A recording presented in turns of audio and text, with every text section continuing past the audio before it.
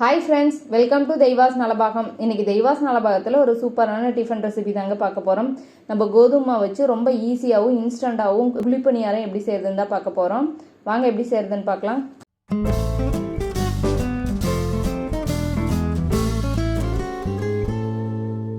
First இந்த recipe பண்ணுறதுக்கு ஒரு மிக்சிங் பவுலில் 1 கப் அளவுக்கு கோதுமை மாவு, இது கூட 1/2 கப் அரிசி மாவு, 1/2 கப் அளவுக்கு வெள்ளை ரவை, 1/2 கப் அளவுக்கு தயிர் கொஞ்சம் புளிப்பாக சேர்த்துக்கோங்க. இது கூட 1 டீஸ்பூன் அளவுக்கு உப்பு சேர்த்துட்டு நல்லா 1 கப் தண்ணி சேர்த்து இதை ஃபஸ்ட்டு நல்லா கட்டி எதுவும் இல்லாமல் நல்லா கரைச்சி எடுத்துக்கலாம்.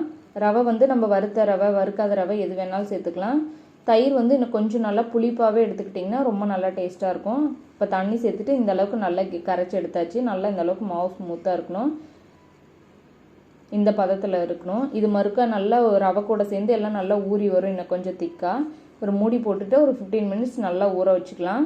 இப்போ ஒரு 15 நிமிஷம் கழித்து பார்க்குறேன். நல்லா பாருங்கள், அந்த நல்ல தண்ணியில் கொஞ்சம் அப்சர்வ் ஆகி நல்லா திக்காகி வந்திருக்கு. இப்போ இன்னும் கொஞ்சம் தண்ணி சேர்த்துட்டு அதுக்கு நல்லா கரைச்சி எடுத்து வச்சிடலாம். இப்போ ஸ்டவ் ஆன் பண்ணி ஒரு பேனை ஹீட் பண்ணிவிட்டு இதில் 1 டீஸ்பூன் அளவுக்கு 1 டீஸ்பூன் கடலைப்பருப்பு, 1 டீஸ்பூன் உளுத்தம்பருப்பு சேர்த்து நல்லா செவக்க வறுத்துக்கலாம். பருப்பு நல்லா வறுப்பட்டதுக்கப்புறம் இதில் 1/2 டீஸ்பூன் சீரகம், 1/4 டீஸ்பூன் பெருங்காயத்தூள், ஒரு 3 வரமிளகாய் பொடியை கட் பண்ணியிருக்கேன், அதுவும் கொஞ்சம் கறிவேப்பிலையும் சேர்த்து நல்லா இதை நம்ம வதக்கிக்கலாம். இது கூட 1 டீஸ்பூன் துருவனை இஞ்சி சேர்த்துட்டு நல்லா ஒரு வாட்டி வதக்கி விட்டுருங்க.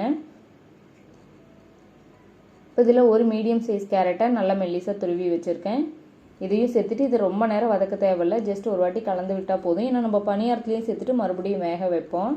இப்போ இது கூடவே ஒரு பெரிய வெங்காயத்தை பொடியாக கட் பண்ணியிருக்கேன், அதுவும் கொஞ்சம் மல்லி இலையும் சேர்த்துட்டு நல்லா ஒரு 2 நிமிஷத்துக்கு இதை நல்லா கலந்து விட்டுறலாம். இப்போ நல்லா இந்த அளவுக்கு வதக்கியாச்சு. இதை ஆஃப் பண்ணிவிட்டு இதை நம்ம மாவில் சேர்த்துக்கலாம். நல்லா சூடாக இது ஆறணும்னு கிடையாது, நம்ம சூடாகவே சேர்த்துக்கலாம். இந்த மாவு கூடையை எல்லாம் நல்லா கலந்து வச்சுக்கலாம். இந்த மாவோட கன்சிஸ்டன்சி பார்த்திங்கன்னா நம்ம ஒயிட் பணியாரம்லாம் செய்வோம்ல, அரிசி மாவு பணியாரம், அதை விட கொஞ்சம் இது லூஸாக இருக்கணும், கொஞ்சம் தண்ணியாட்டு இருக்கணும். ரொம்ப தண்ணியாட்டு ஊற்றிடக்கூடாது. அதை விட இது கொஞ்சம் தண்ணியாட்டு இருந்துச்சு அப்படின்னா ரொம்ப நல்லா சாஃப்டாக வரும். நம்ம கெட்டியாக ஊற்றிட்டோமா பணியாரம் கொஞ்சம் ஹார்டாக இருக்கிற மாதிரி இருக்கும். பாருங்கள், மாவோட பதம் இந்த மாதிரி இருக்கணும், இதுதான் சரியாக இருக்குது. இந்த மாதிரி கரெக்டாக கரைச்சி வச்சுக்கோங்க. இப்போ மாவு ரெடியாக இருக்குது, நம்ம பணியாரம் செய்ய ஊற்றிடலாம். பணியாரக்கல் நல்லா சூடானதுக்கப்புறம் இல்லை ஆயில் சேர்த்துட்டு இதில் எல்லா குழியிலையும் நம்ம அப்படியே அழகாக ஊற்றிடலாம். ஊற்றிட்டு மேலே கொஞ்சம் தேவைப்பட்ட ஆயில் அப்ளை பண்ணிக்கோங்க. மாதிரி ஊற்றிட்டு மூடி போட்டுட்டு நல்லா ஒரு சைடு வேகிற அளவுக்கு வேக வச்சுட்டு அதுக்கப்புறம் நம்ம எப்பவும் போல் நம்ம திருப்பி போட்டு இன்னொரு சைடு வேக வச்சிடலாம். நீங்கள் இட்லி தோசை இந்த மாதிரி மாவு இல்லாத சமயத்தில் டக்குன்னு உடனே சட்டுன்னு செஞ்சிடலாம். இப்போ இன்னொரு சைடு திருப்பி போட்டு நல்லா வெந்ததுக்கப்புறம் அவ்வளோதான், நம்ம அழகாக வெளியில் எடுத்துடலாம். இதை நம்ம ஒயிட் பணியாரத்துக்கு எப்போவும் நம்ம சாப்பிட்ற மாதிரியே இதுக்கு வெட் குருமா, இட்லி, தக்காளி சட்னி, புளி சட்னி எது வேணாலும் வச்சு சாப்பிட்லாம். ரொம்பவுமே சூப்பராக இருக்கும், ரொம்பவுமே நல்லா சாஃப்டாக இருக்கும்.